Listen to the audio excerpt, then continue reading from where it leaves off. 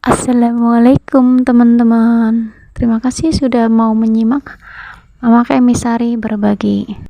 Kali ini saya mau membicarakan tentang anak cacat, tapi ini menurut saya itu penting. Karena apa? Karena generasi kita tidak sampai di sini. Walaupun kita sudah punya anak ya, masih ada cucu, buyut dan seterusnya. Juga politik tidak cuma sampai hari ini, perdagangan juga tidak cuma sampai hari ini. Maksudnya ya kedepannya tidak jadi korban iklan, tapi demi kenyamanan kita bersama, saya nggak usah majangin foto-foto atau video anak-anak yang cacat gitu ya. Untuk orang tua yang memiliki anak cacat atau penyakitan, kalau orang itu baik, bisa jadi itu jalannya Tuhan untuk menuju akhirat yang indah. Kalau orang itu tidak baik terus memiliki anak cacat, bisa jadi itu jalannya Tuhan untuk menghapus dosa-dosanya. Tapi menurutku masalah pentingnya adalah tentang keadaan zaman akhir. Pembuat kerusakan itu nyata adanya, mereka bergerak di segala bidang, dan korbannya bisa orang baik dan bisa juga orang yang tidak baik. Untuk bisa mencegah anak cacat atau anak penyakitan, kita harus kenali dulu nih hal-hal yang berhubungan dengan anak cacat atau penyakitan. Supaya mudah dimengerti, anak cacat atau penyakitan kita kelompokkan menjadi dua, yaitu anak cacat atau penyakitan yang ada pada masa lalu atau zaman dulu, dan anak cacat atau penyakitan yang ada pada zaman sekarang. Perhatikan baik-baik. Perempuan zaman dahulu, mereka itu bersih-bersih apa adanya. Kotor ya dicuci pakai air. Mereka itu nggak pernah ngomong bakteri, kuman, virus, nggak pernah ngomong hal-hal yang nggak kelihatan itu. Tapi semiskin-miskinnya perempuan zaman dulu, kurang makanan dan lain-lain lah, mereka itu jarang sekali melahirkan anak cacat. Anak cacat atau penyakitan zaman dahulu kurang lebihnya begini. Cacat yang dari lahir, contohnya baik anak yang mukanya terlalu jelek, itu katanya orang tuanya itu melakukan sesuatu pada malam 15 Sya'ban terus jadi anak. Nah, anaknya begitu. Terus anak yang kelebihan jari tangan maupun jari kaki, itu katanya orang tua yang melakukan sesuatu pada malam hari raya Islam terus jadi anaknya kelebihan jari. Terus ada anak yang lahir tangannya tidak sempurna sampai siku misalkan. Itu kalau itu saya nggak tahu penyebabnya. Lalu ada juga bayi lahir langsung mempunyai kelainan, tapi itu biasanya karena waktu dalam kandungan itu mengalami benturan keras. Kita semua tahu kan kalau perempuan dulu itu hidupnya lebih repot ya, nggak kayak perempuan sekarang. Ada juga yang lahir langsung buta, itu karena makhluk yang tidak kasat mata. Karena orang dulu kan biasanya kamar mandinya di luar ya, menjelang maghrib di luar rumah, nggak ditemenin, atau malam-malam keluar rumah gak ditemenin. Kan kalau malam keluar rumah gak apa-apa, tapi harus temenin sama orang yang dewasa, bukan anak-anak. Ngomongin makhluk gaib dalam Islam sah-sah saja, karena Nabi Adam turun dari surga itu juga karena makhluk gaib. Selanjutnya anak cacat setelah lahir zaman dulu, itu kayak misalkan ngokop itu katanya minum air ketuban, itu paru-parunya jadi tidak sehat. Tapi ini biasanya kalau anaknya gede sembuh, jadi makanan atau saat minum ASI itu memperbaiki kesehatannya. Selanjutnya bisu dan tuli, itu biasanya dulu ada ya, bayi jatuh dari ayunan terus jadi tuli, akhirnya jadi bisu juga. Kalau ada cacat yang lain itu anak-anak dulu itu kelihatan ya penyebabnya, kayak jatuh dari pohon atau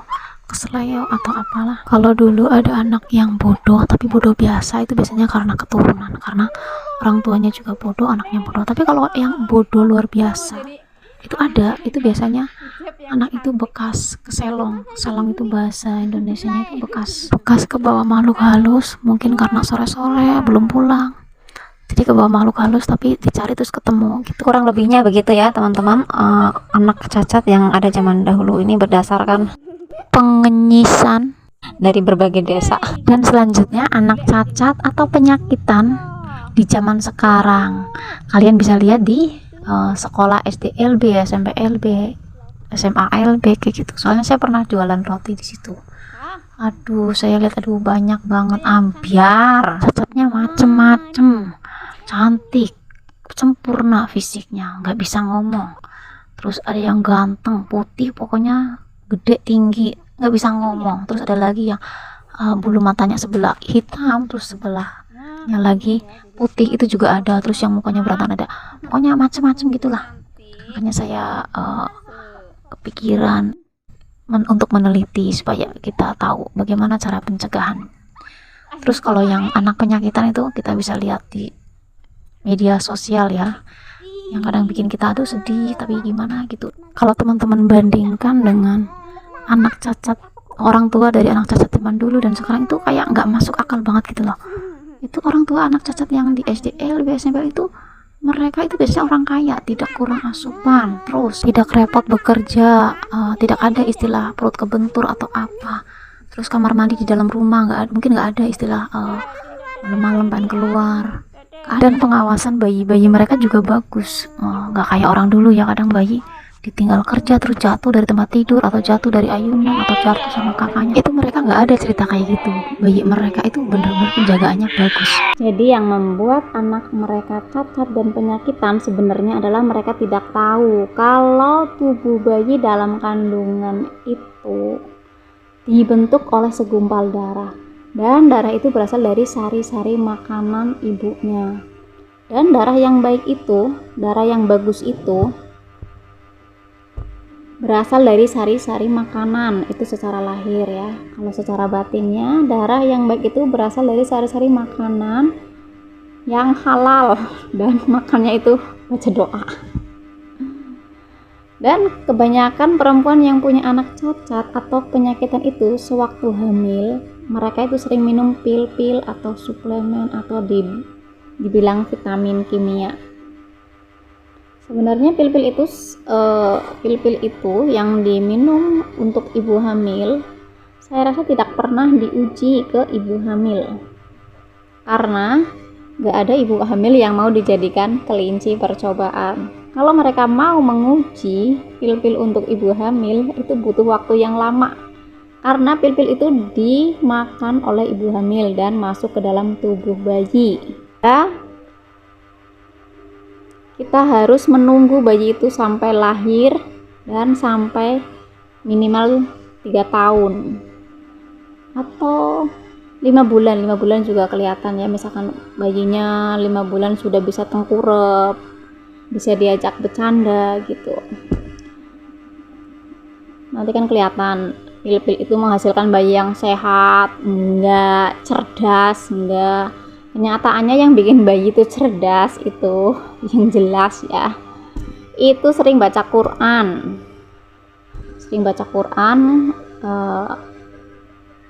ya berikut terjemahnya. Kalau yang bukan muslim ada juga bayi cerdas, karena memang orang tuanya itu cerdas, sering belajar, apa-apa tahu gitu.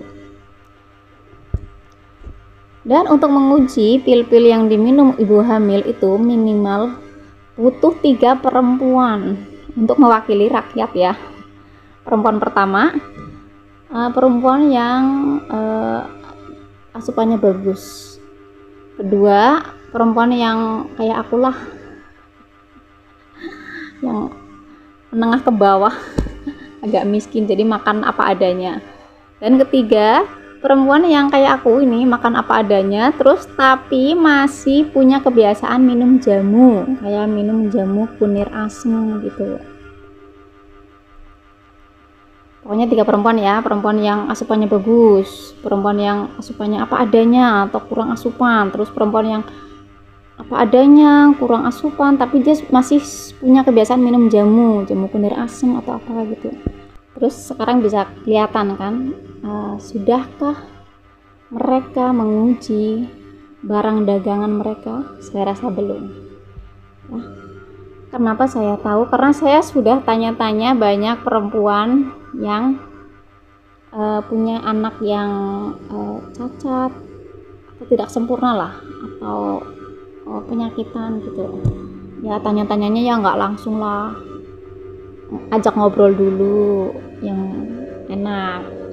Begitu mereka merasa saya itu orangnya friendly, baik, baru kita telusuri dari obrolan itu.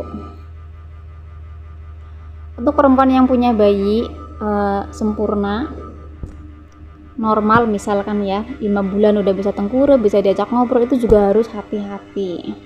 Karena ada juga perempuan yang punya bayi normal tapi punya hobi jalan-jalan, pakai motor, terus bayinya sering sakit kayak demam, batuk, pilek, terus mentang-mentang kalau sakit minum obat sembuh, terus tetap sering jalan-jalan, jadinya tetap anaknya sering sakit, sering minum obat, akhirnya anaknya begitu agak gedean, anaknya jadi tuli, kupingnya tuli sebelah. Itu ada juga yang anaknya tuh jadi bisu setengah.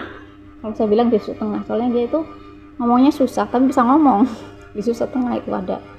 Itu karena jadi normal, tapi karena sering minum obat-obat kayak gitu, terus jadinya kayak gitu ya.